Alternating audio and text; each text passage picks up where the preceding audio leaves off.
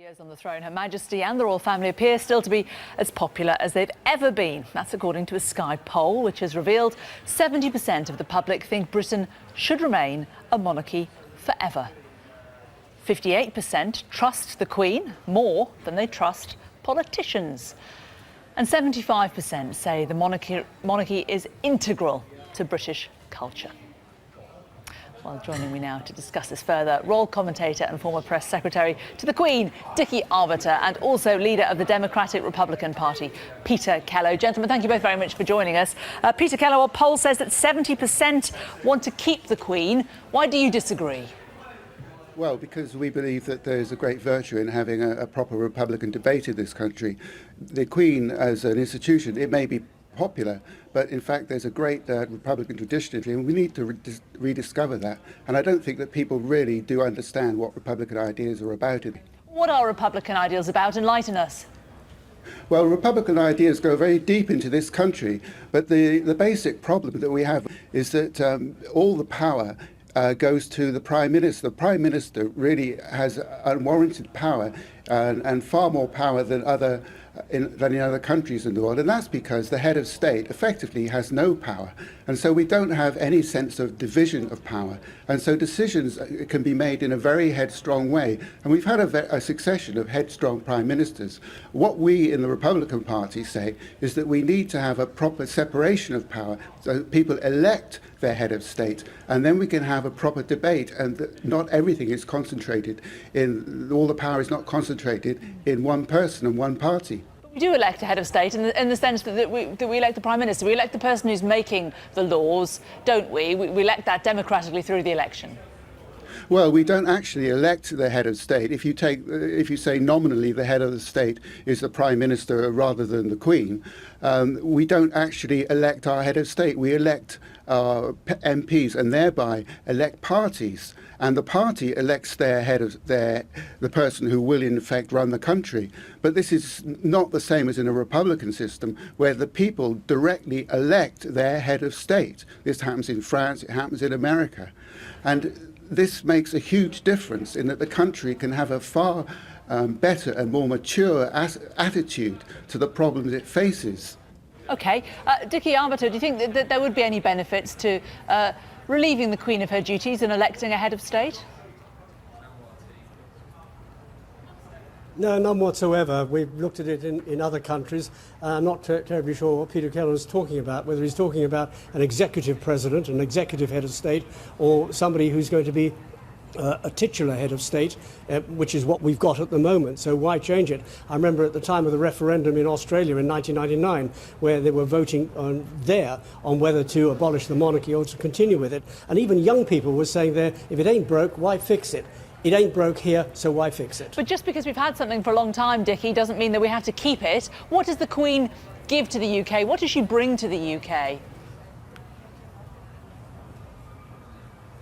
Well, I think she brings to the UK continuity and stability. At times of celebration, people rally around the Queen. At times of mourning, at times of distress, in times of tragedy, people look towards the Queen, and she leads the nation at times of these natures. So an elected head of state is really going to do no different than what the Queen does, unless you're talking about an executive head of state.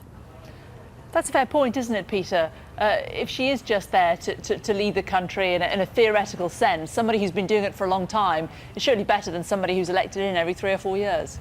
Well, I'd like to clear up one point, is that in the Democratic Republican Party, we are for an executive president. We are for a president with power.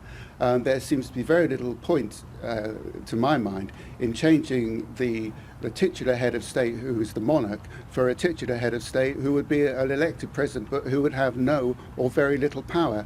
I don't think the British people will ever be interested in that, because it would be an upheaval, it would be a change, but it's very doubtful whether there would be any real difference, and there would be calls for restoration. It just wouldn't work as a Republican formula. So we definitely need to have an executive state. And as for this idea that the Queen is there to give us continuity, at least she's there in times of crisis, this is a country, let's not forget, that is on the verge of breaking up. We've got very strong breakaway movement in Scotland. We've got similar movements in Wales. and there's a great divide between the north and south of England. Now, the Queen has not addressed that.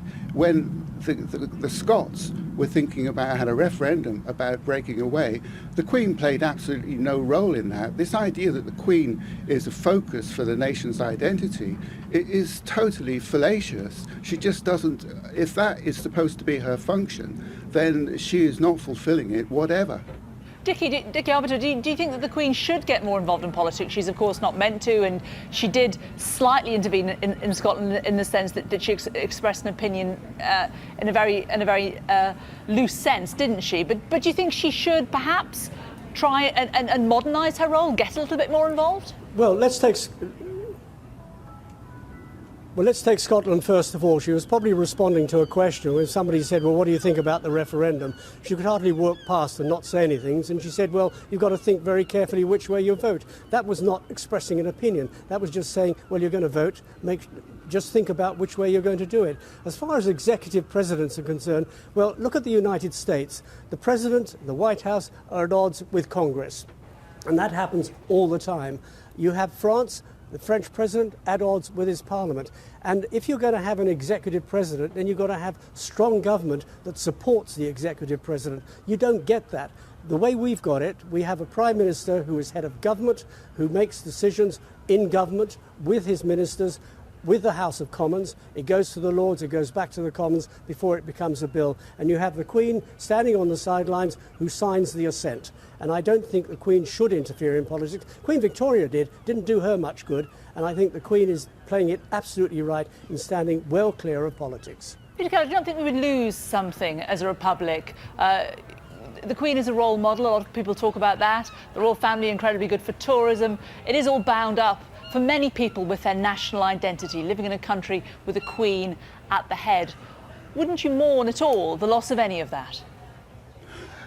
Well, changes always have to be looked at very carefully for the gains and the losses, but the overall gain in bringing Britain into line with all other big modern economies and modern states in having a proper republican constitution would actually be something that I think a lot of people would welcome. The problem is at the moment people really don't understand what a republican constitution is about, and in this country we have this very sort of haphazard attitude to the Constitution where we think we can fiddle around with little bits of it without looking at it as a whole. For instance, we look at the question of whether we should have a breakup of or a federalisation of the United Kingdom, with every part considered in a different way. Wales is different from Scotland, Scotland is different from England. And when people talk about the House of Lords, they think they can address that as a single problem. But you have to look at the whole Constitution in general. And I just return to one point that was raised by the other person, is that the British Republic would be quite different from the American Republic or the French Republic.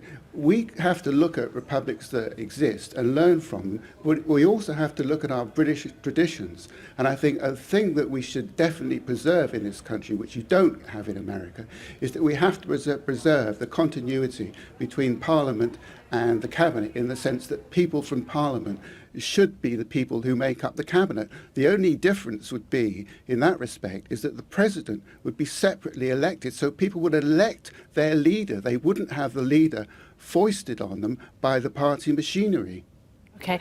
Finally, Dickie, a lot has been spoken about the Queen today, about her strengths, the things that she's witnessed during her time. Steadfast is a word that I've already used. A lot of people talk about that and say she's a role model, she's been steadfast. But what about those who say that actually she doesn't do anything, in the sense that she reflects the UK's achievements, they're the achievements of all of us, but that she doesn't actually achieve anything herself? What do you say that she actually does for UK PLC? Well, I think you've said it. She reflects the UK. Wherever she goes in the world, she reflects the UK. She is an ambassador for the UK, because wherever she goes in the world, there is invariably businessmen go with her with the aim of negotiating with the host country to provide exports from the United Kingdom. She acts as an ambassador. It's very difficult to sort of define and say, Well, should she take part in politics? No, she shouldn't. What does she actually do? She actually stabilises. She's a stabilising influence within the United Kingdom, within the Commonwealth of Nations, within the 16 realm states of which she's still head of state. You know, quite frankly, I think your poll suggests they're quite happy with what they've got at the moment. Well, indeed, that poll suggesting 70% of people would like to keep the monarchy.